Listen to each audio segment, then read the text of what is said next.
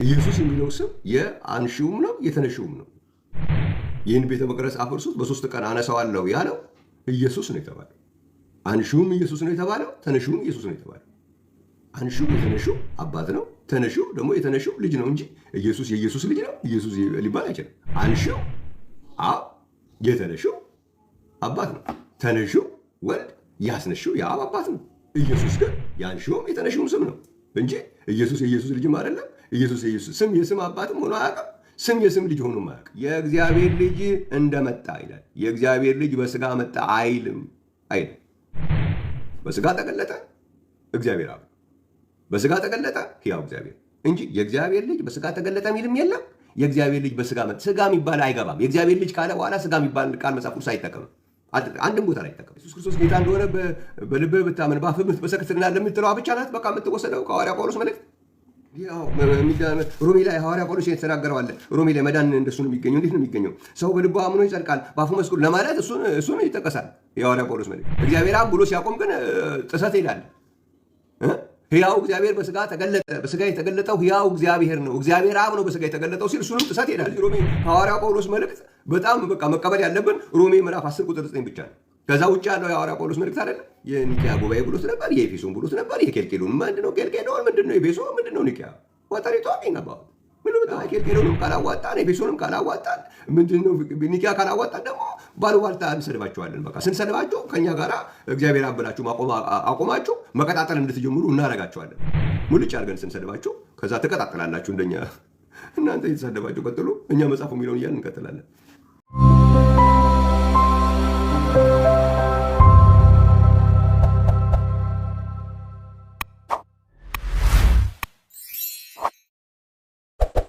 እግዚአብሔር ይመስገን። ቆላስይስ መጽሐፍ ምዕራፍ 3 ላይ የምታውቁት ነገር ነው። በቃል ቢሆን ወይም በስራ የምታደርጉት ለእግዚአብሔር አብ ክብር ነው። እዛ ጋር የሚለው እግዚአብሔር አብን በእርሱ እያመሰገናችሁ እግዚአብሔር አብን እዛ ጋርም ተጠቅሟል ሐዋርያ ጳውሎስ። ይሄንን አለንም ካልክ ለየትኛው መንግስት ነው መጠበቅ የፈለግከው? ምንድን ነው ጉዳዩ? የዚህ ብሎ በዚህ ላይ አሁን አንድ ሃይማኖት ተቋም ውስጥ መቆየት ነው የምትፈልገው ወይስ ለሰማያዊ መንግስት ነው መጠበቅ የምትፈልገው? ይሄ ነው ጉዳዩ። ስለዚህ እኛ የሰማያዊ መንግስት እንፈልጋለን። የሰማያዊ መንግስት የምትፈልግ ከሆነ ደግሞ ሐዋርያው ጳውሎስ ያቆመበት ቦታ ላይ እናቆማለን። ሐዋርያው ጳውሎስ የተናገረውን እንናገራለን። ይህን በማድረጋችን ደግሞ ለሰማያዊው መንግስት እንጠበቃለን። ይህንን ነገር እግዚአብሔር የሰጣችሁ እግዚአብሔር አብ ብላችሁ በማቆማችሁ ምክንያት የስድብ ናዳ የምታስተናግዱ፣ የነቀፌታ ናዳ የምታስተናግዱ፣ ሌላም አሉባልታ ሁሉ የሚወርድባችሁ ወንድሞችና እህቶች ብትኖሩ እግዚአብሔር ይመስገን ሊደንቃችሁ አይገባም። ሐዋርያ ጳውሎስም አሳቾች ስንባል እውነተኞች ነን ያለው እግዚአብሔር የተመሰገነ ይሁን። የመናፍቃን መሪ እኮ ነው የተባለው ሐዋርያ ጳውሎስ። እግዚአብሔር የተመሰገነ ይሁን። ምን ብሎ ነው ግን የሚያምነው ይሄ ሰው ከተባለ እግዚአብሔር አብ ብሎ አቆመ። የቀጠለበት ቦታ ካለ አሳዩ። በመጽሐፍ ቅዱስ ውስጥ እግዚአብሔር አብ ካሉ በኋላ እግዚአብሔር ወልድ፣ እግዚአብሔር መንፈስ ቅዱስ እያሉ የቀጠሉበት ቦታ ካለ አሳዩን። ቆመዋል። እግዚአብሔር አብ ብሎ ቆሙ። ሲቆም አትቆመም እንዴ? ሲቆም አትቆምም እንዴ? እኛ እኮ እሱ የሰበከውን ወንጌል ነው የምንፈልገው ምናምን እንዴ? ሮሜ 10 ብቻ ነው እንዴ ኢየሱስ ክርስቶስ ጌታ እንደሆነ በልብህ ብታምን በአፍህ ብትመሰክር ትድናለህ የምትለዋ ብቻ ናት በቃ የምትወሰደው ከሐዋርያ ጳውሎስ መልእክት? እንዲህ ሮሜ ላይ ሐዋርያ ጳውሎስ የተናገረው አለ። ሮሜ ላይ መዳን እንደሱ ነው የሚገኘው። እንዴት ነው የሚገኘው? ሰው በልቡ አምኖ ይጸድቃል በአፉ መስክሮ ለማለት እሱን ይጠቀሳል የሐዋርያ ጳውሎስ መልእክት።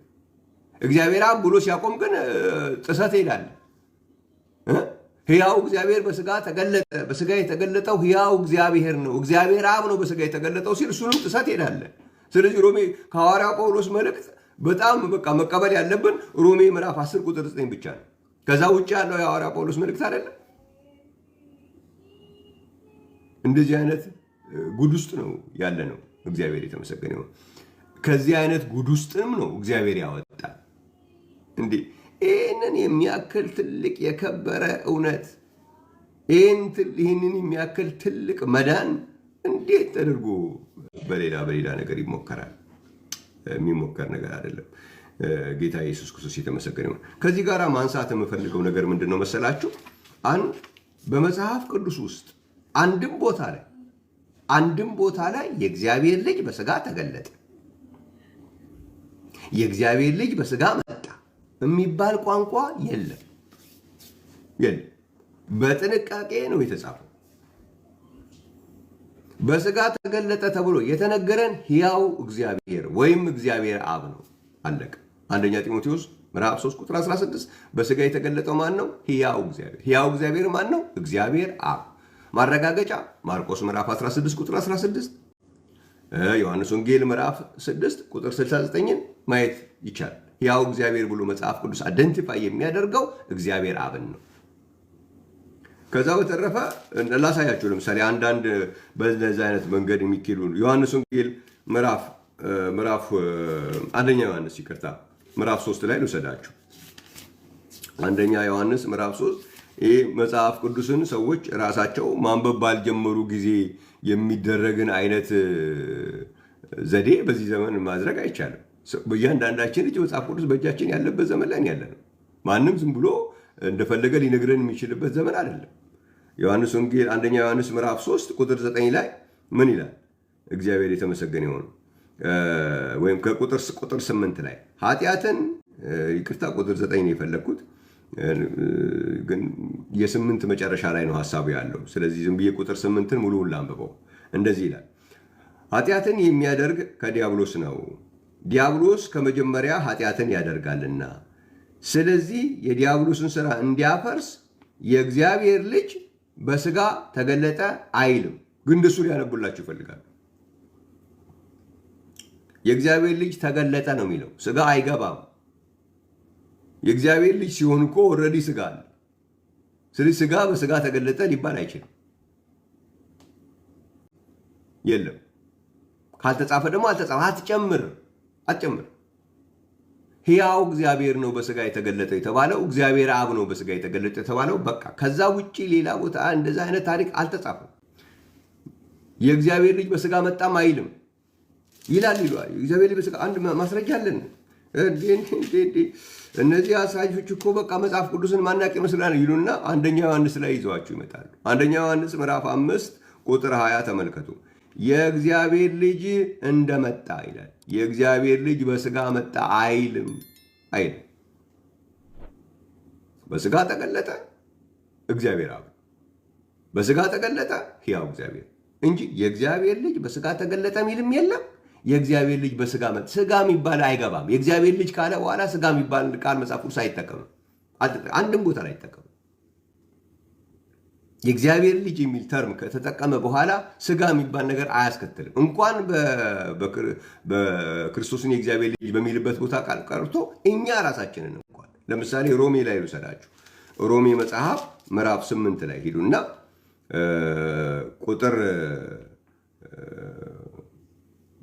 ቁጥር 18 እና 19 ላንብብላችሁ። ምን ይላል?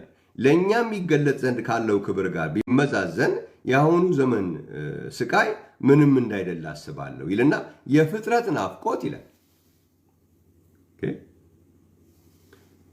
የፍጥረት ናፍቆት የእግዚአብሔርን ልጆች በስጋ መገለጥ ይጠባበቃል አይልም። የእግዚአብሔርን ልጆች መገለጥ ይጠባበቃል ነው እንጂ የእግዚአብሔር ልጆች ኦልሬዲ ስጋ አላቸው። የእግዚአብሔር ልጆች በስጋ መገለጥ የሚባል የለም። የእግዚአብሔር ልጆችን መገለጥ ይጠባበቃል ነው የሚለው። እንኳን ለክርስቶስ ቀርቶ ለእኛም እንደዚህ ነው የተጻፈው። የለም። እግዚአብሔር የተመሰገነ ይሁን። ሌላም ለምሳሌ ዮሐንስ ወንጌል ምዕራፍ 1 ላይ ልውሰዳችሁና ዮሐንስ ወንጌል ምዕራፍ 1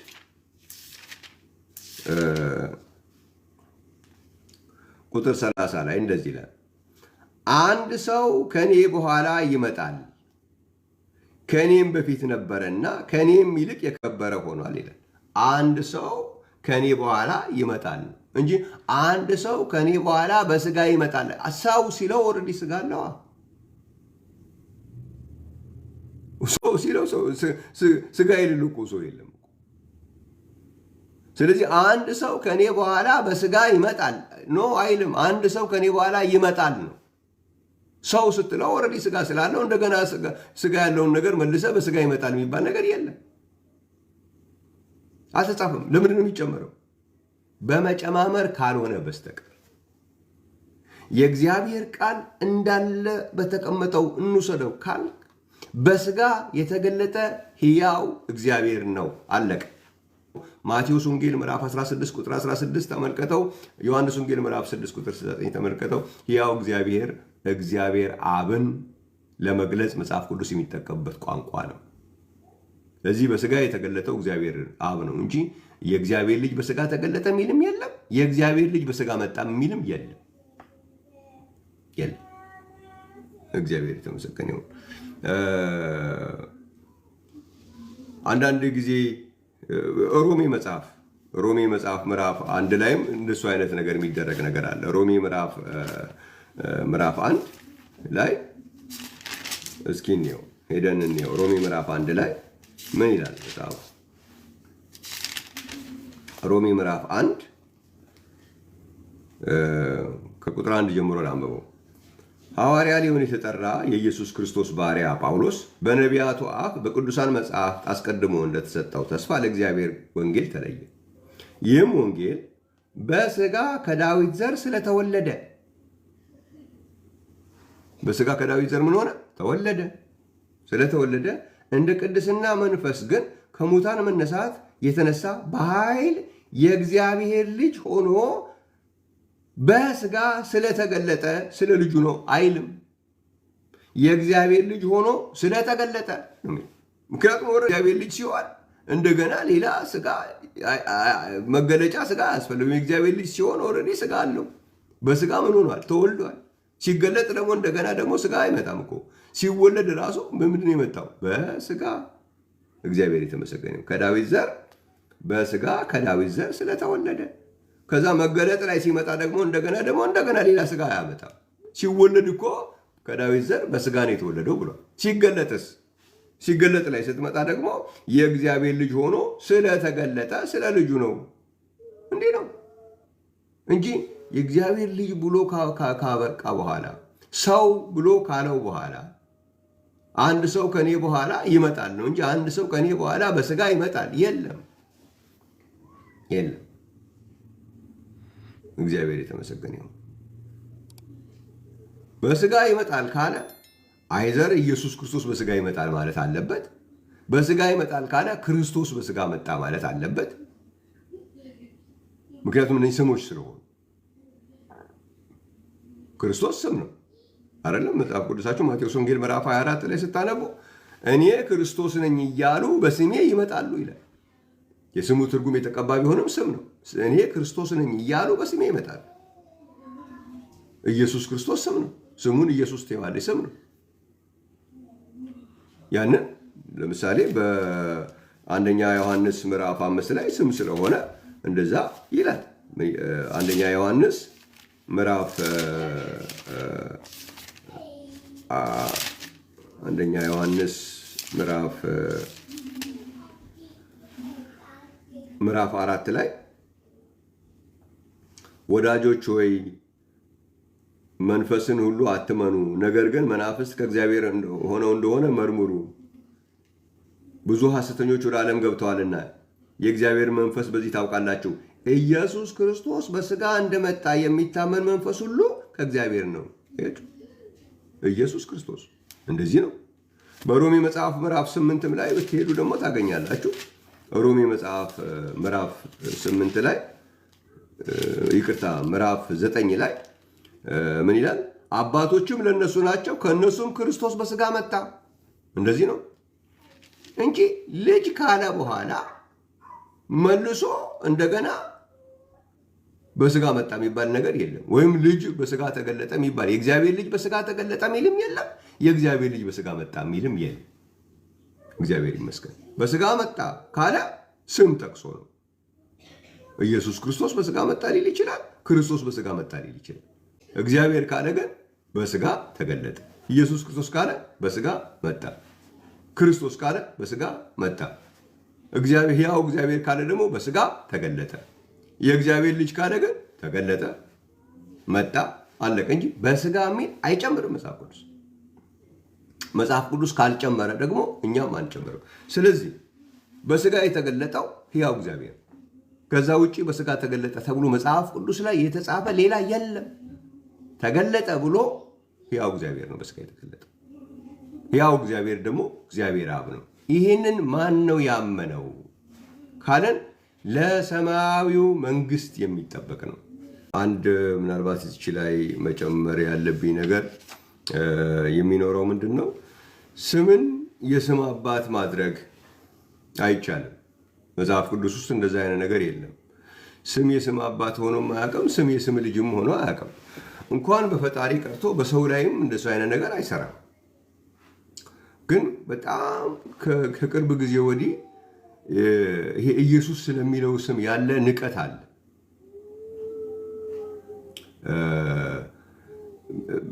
አሁን ነው ወደ ጥላቻ ደርሶ እንደሆነ አላውቅም፣ ግን ትልቅ ንቀት ነው ያለው እና ከዛ የተነሳ ከንቀት የተነሳ ማለት ለሰው እንኳን የማይደረገውን ማለት ነው ለፍጥረታዊ ሰው የማይደረገውን ነገር በኢየሱስ ስም ላይ የሚደረግ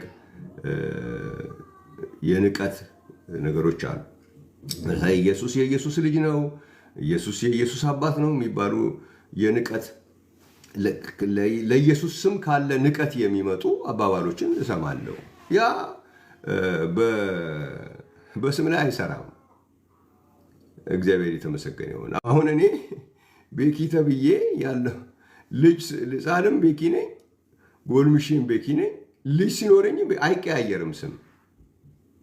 ልጅ ሲኖርህ አባት ስትሆን ሌላ ስም፣ ልጅ ስትሆን ሌላ ስም። ስም ሁሌ ነው ዝም ብሎ ሁልጊዜም ከተሰጠህ ጊዜ ጀምሮ እስከምታልፍ ድረስ ያው ነው። ከዛ ካለፍክም በኋላም እንኳን እሱ ነው የሚቀጥለው። በእነ አብርሃም ያየነው እንደሱ ስለሆነ እግዚአብሔር ይመስገን። ካረፉም በኋላ አብርሃም ተብሎ ነው ሲጠሩ ይሰማል። ይህ አባት የሚለው ግን ስትወልድ የሚሰጥህ ነገር ነው። ካልወለድክ አባት አትባልም። በፍጥረታዊው ሊቀየር ይችላል። ስታገባ ባል ትባላለህ። ስትወልድ ደግሞ አባት ትባላለህ። ካልወለድክ ልጅ ነህ። ደግሞ ትንሽ ከሆንክ ደግሞ ሕፃንም ልትባል ትችላለህ። ስምህ ግን ሕፃን ስትሆን ሌላ፣ ስታገባ ሌላ፣ ስትወልድ ሌላ አይሆንም። እግዚአብሔር ይመስገን ካልቀየርከ በስተቀር። ስለዚህ ስም ይቀጥላል። ፕሮፐር ኔም ከሆነ የሚቀጥል ነገር ነው። ይሄ የግብር ጉዳይ ግን ይቀየራል። ካልወለድክ ደግሞ መቼም አባት አትባልም። እግዚአብሔር የተመሰገነ ይሁን። ስለዚህ ያ በሰው ላይ እንኳን አይሰራም። ስም ኢየሱስ ወልድ ስለሆነ አይቀየርም። አብ ስለሆነ የሚቀየር ነገር አይደለም። የተጸውዖ ስም እኮ ነው። ፕሮፐር ኔም መቼም ተቀይሮ አያውቅም። ስም የስም አባትም ሆኖ አያውቅም። ስም የስም ልጅም ሆኖ አያውቅም። እግዚአብሔር ይመስገን። ለግብር ነው። ልጅ ብትሆንም ለግብር ነው፣ አባት ብትሆንም ለግብር ነው እንጂ ለፕሮፐር ኔም ለተጸውዖ ስም የለም። በዚህ ያክል ኢየሱስ ለሚባለው ስም በእኛ በምድራዊ ስም ላይ እንኳን የማይሰራውን ነገር በዚህ ያክል ለኢየሱስ ስም ያለ ጥላቻ፣ በዚህ ያክል ለኢየሱስ ስም ያለ ንቀት መኬድ ትክክል አይደለም። እንደሱ አይነቱ ጥያቄ ወደኛ የኢየሱስን ስም ከስሞች ሁሉ በላይ ብለን ለምናምነው ይሆን አይደለም።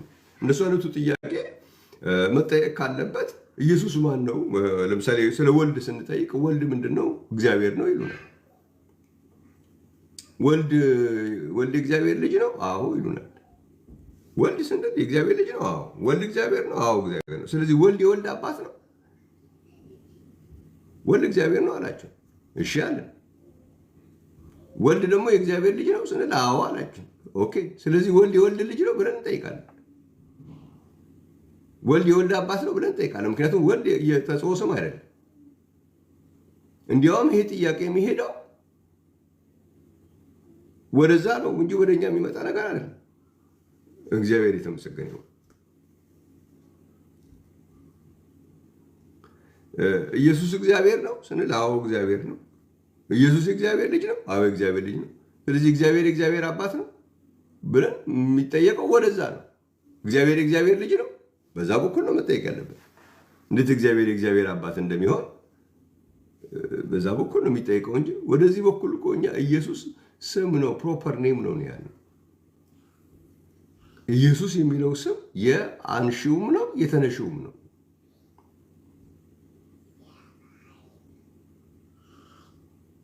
ይህን ቤተ መቅደስ አፍርሱት በ3 ቀን አነሳዋለሁ ያለው ኢየሱስ ነው የተባለው። አንሺውም ኢየሱስ ነው የተባለው፣ ተነሺውም ኢየሱስ ነው የተባለው። አንሺው የተነሺው አባት ነው፣ ተነሺው ደግሞ የተነሺው ልጅ ነው እንጂ ኢየሱስ የኢየሱስ ልጅ ነው ኢየሱስ ሊባል አይችልም። አንሺው አብ፣ የተነሺው አባት ነው። ተነሺው ወልድ፣ ያስነሺው የአብ አባት ነው። ኢየሱስ ግን የአንሺውም የተነሺውም ስም ነው እንጂ ኢየሱስ የኢየሱስ ልጅም አይደለም። ኢየሱስ የኢየሱስ ስም የስም አባትም ሆኖ አያውቅም። ስም የስም ልጅ ሆኖም አያውቅም። ምንም አይነት ኤቪደንስ የለም እንደዚህ አይነት ነገር። በእኛ እንኳን በፍጥረታዊ እንኳን ስም የስም ልጅ ሆኖ አያውቅም። ስም የስም አባት ሆኖም አያውቅም። ግን ለኢየሱስ ስም ካለ ጥላቻ፣ ለኢየሱስ ስም ካለ ንቀት የሚመጣ ነገር ነው። ይሄ ወደው አይመስለኝም። ሰው ዝም ብሎ ተነስቶ ለኢየሱስ ስም ይሄ እንደዚህ አይነት ንቀት ሊያሳድር አይችልም። ዝም ብሎ ሰው ከምድር ተነስቶ ለኢየሱስ ስም እንደዚህ አይነት ጥላቻ ሊያድርበት አይችልም። ስለዚህ በሰዎች እንድትፈርዱ አይደለም ይህን የምናገረው፣ እንድናስተውል። እግዚአብሔር የተመሰገነ ጌታ ኢየሱስ ክርስቶስ ይመስገን። እንግዲህ ይህንን ካልኩኝ ለዛሬ ሌሎች ነጥቦችን ደግሞ ጊዜ ሊፈጅብን ስለሚችል በሌላ ጊዜ ደግሞ እመለስበታለሁ። ለሰማያዊው መንግስት ይህ የምንነጋገረው ነገር በስጋ የተገለጠው ሕያው እግዚአብሔር ነው ብሎ ማመን ቀላል ጉዳይ አይደለም። ይህንን የሚናገሩ ዝም ብሎ ሰዎች የመናገር እድል የተሰጣቸው ሰዎች የተናገሩት ነገር አይደለም። ይሄ ነገር ለሰማያዊው መንግስት የሚጠበቁ ሰዎች የሚናገሩት ቋንቋ ነው። እግዚአብሔር ይመስገን። ይህንን ነው ወደ እያንዳንዳችን መረዳት፣ ወደ እያንዳንዳችን አቴንሽን እንዲመጣ በልቤ ያለው። ይሄ የገባን ሰዎች ደግሞ ዝም ብሎ ከሃይማኖቶች አንዱ ተሰጠኝ ብላችሁ አይደለም ማሰብ ያለብን። እኔ እኮ እንደ ሐዋርያ ጳውሎስ ሕያው እግዚአብሔር ነው በስጋ የተገለጠው ብዬ ሳምን እኮ ለሰማያዊው መንግስት ከሚጠበቁት መካከል ነው የሆንኩት ነው እንጂ ዝም ብሎ አሁን አንድ የሆነ ተቋም እዚህ ምድር ላይ ያለ የአንድ ተቋም አባል አይደለንም እኛ። ከዛ የሚያልፍ ትልቅ ጉዳይ ነው ይሄ። ለሰማያዊው መንግስት የሚጠበቁ ሰዎች ቋንቋ ነው ምንናገር ያለ ነው። ያንን ቋንቋ ነው እየተለማመድን ያለ ነው።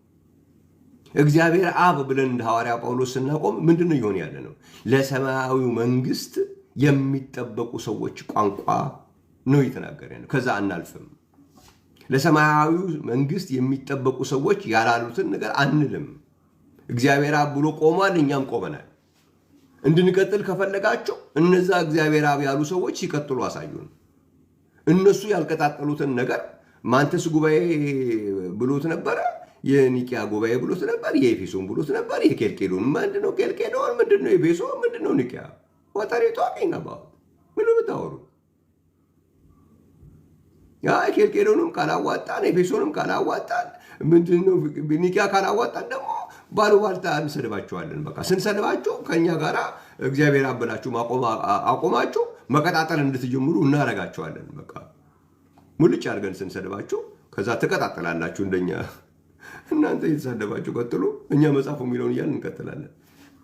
እግዚአብሔር ይመስገን። እናንተ ወደ አሉባልታችሁ ሂዱ፣ እኛ ደግሞ መጽሐፉ የሚለውን እንላለን። መጽሐፉ የሚለውን በማለታችን ምን ይጠብቀናል ካላችሁኝ፣ ለሰማያዊው መንግስት እንጠበቃለን። ዳትስ ፎከስ። ከዛ ላይ አይናችን ከዛ ላይ መነሳት የለበት። ክርስትናን የያዝነው እዚህ ምድር ላይ ላለን ለሱም ይጠብቀኛል አለ ጌታ። ከምድር ምንድን ያለው የተናገረው? ከክፉ ነገር ሁሉ ያድነኛል አለ። ለዚህም ይሆነኛል አለ። ግን ከዚህ አልፎ ግን ለሰማያዊው መንግስት ደግሞ ይጠብቀኛል አለ። እሱ ነው በጣም እንትን። ምክንያቱም እዚህ ምድር ያለው ነገር እዚህ እያየ ነው የሚሆን ነገር ነው። ያኛው ግን ትልቅ ተስፋ ነው። እግዚአብሔር የተመሰገነ። ስለዚህ ለሰማያዊው መንግስት የሚጠበቁ ሰዎች ሕያው እግዚአብሔር በስጋ እንደተገለጠ የሚያምኑ ናቸው። እግዚአብሔር አብ ብለው ያቆሙ ናቸው። ከዛ በላይ አልቀጣጠሉም። ለሰማያዊ መንግስት ምልክታቸው ነው። እስኪ ስለ አብ ወልድ መንፈስ ቅዱስ ንገረን በሉት አንዱን።